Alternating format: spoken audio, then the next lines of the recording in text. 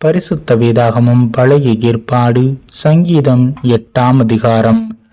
கீர்த்தித் வாக்கியத்தில் வாசிக்க ராகத் தலைவனுக்கு ஒப்புவிக்கப்பட்ட தாவீதின் சங்கீதம்.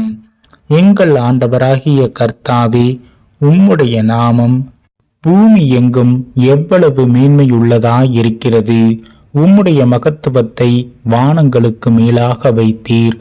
பகைஞனையும் பழிக்காரனையும் அடக்கி போட தேவரீர் உம்முடைய சத்துருக்களின் நிமித்தம் குழந்தைகள் பாலகர் வாயினால் பலன் உண்டு பண்ணினீர்.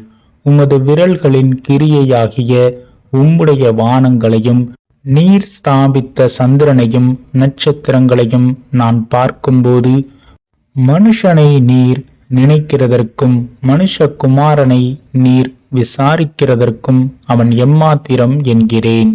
நீர் அவனை தேவதூதரிலும் சற்று சிறியவனாக்கினீர்.